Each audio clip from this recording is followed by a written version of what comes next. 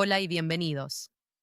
Hoy analizamos una sentencia del Tribunal Superior de Justicia de Madrid, de fecha 16 de octubre de 2025, dictada en el recurso de suplicación número 322 de 2025, que aborda un supuesto de reintegro de prestaciones supuestamente indebidas del ingreso mínimo vital reclamadas por el Instituto Nacional de la Seguridad Social y la Tesorería General de la Seguridad Social frente a una beneficiaria.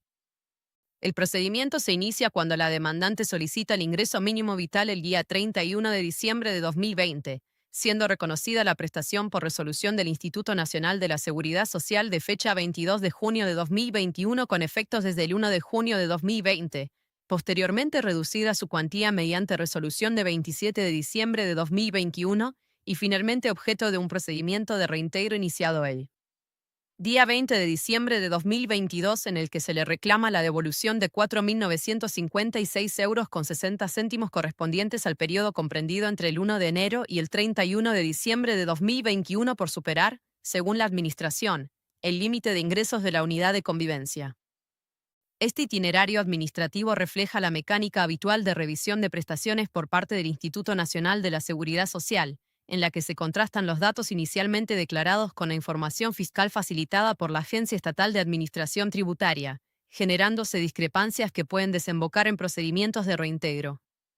Asimismo, pone de manifiesto la complejidad del sistema del ingreso mínimo vital, donde las variaciones en los ingresos o en la configuración de la unidad de convivencia pueden tener efectos retroactivos relevantes en la cuantía percibida. Adicionalmente, resulta relevante destacar que la resolución de reintegro se fundamenta en un criterio puramente económico basado en el exceso de ingresos respecto de la renta mínima garantizada, sin que en ese momento la Administración valore adecuadamente otras circunstancias personales de especial relevancia jurídica, lo que evidencia una posible automatización en la gestión administrativa de este tipo de prestaciones. Este tipo de situaciones genera un elevado volumen de litigiosidad, especialmente en supuestos en los que concurren factores de vulnerabilidad social que no siempre son correctamente integrados en la fase administrativa inicial. Se declara probado que la actora solicitó la prestación en 2020 y le fue reconocida inicialmente, que posteriormente se revisaron sus ingresos correspondientes al ejercicio 2020 alcanzando una cuantía superior a la renta mínima garantizada, que convivía con familiares en el mismo domicilio, que tenía una hija menor a su cargo y, especialmente, que ostentaba la condición de víctima de violencia de género acreditada mediante resolución judicial, habiendo abandonado su domicilio familiar en el contexto de dicha situación.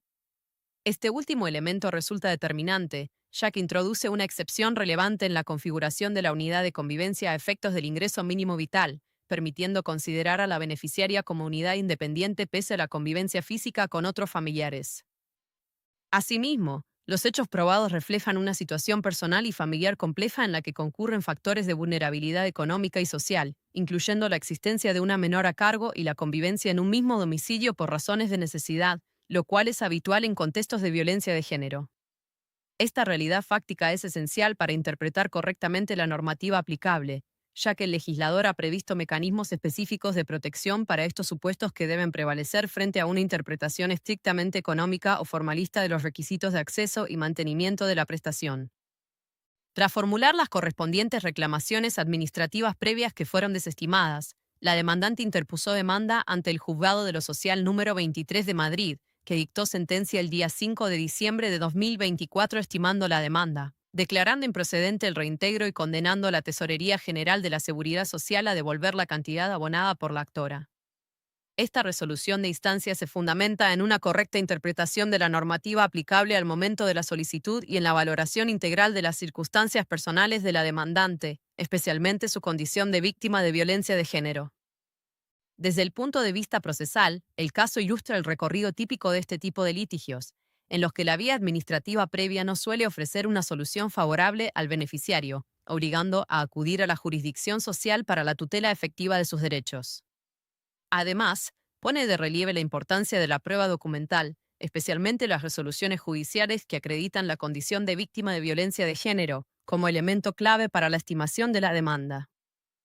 Frente a dicha resolución, el Instituto Nacional de la Seguridad Social interpone recurso de suplicación alegando infracción de la normativa reguladora del ingreso mínimo vital y sosteniendo que la beneficiaria no comunicó su condición de víctima de violencia de género en el momento oportuno, lo que afectaría al cómputo de ingresos de la unidad de convivencia, mientras que la parte actora se opone al recurso afirmando que dicha circunstancia sí fue puesta de manifiesto desde el inicio.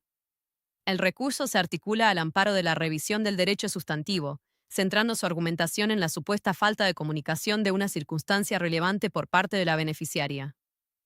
Sin embargo, desde una perspectiva técnica, el recurso presenta deficiencias importantes en su construcción jurídica, al no atacar de forma directa la fundamentación de la sentencia de instancia ni seleccionar adecuadamente los preceptos normativos aplicables.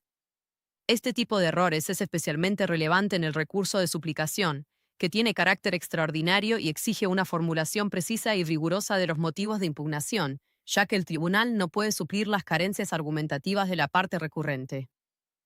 El Tribunal Superior de Justicia de Madrid desestima el recurso al considerar, en primer lugar, que la entidad gestora invoca una normativa incorrecta al basarse en la Ley de 20 de diciembre de 2021 en lugar de aplicar el Real Decreto Ley de 29 de mayo de 2020 vigente en el momento de la solicitud. En segundo lugar, que los preceptos citados no guardan relación con la cuestión controvertida ni con la fundamentación de la sentencia recurrida. Y en tercer lugar,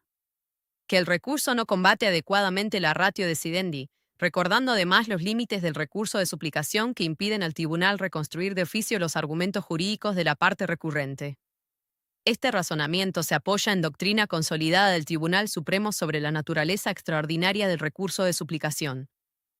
Además, la Sala insiste en que la incorrecta selección normativa y la falta de conexión entre los preceptos invocados y el núcleo del litigio impiden cualquier revisión del fallo de instancia, lo que conduce necesariamente a la desestimación del recurso.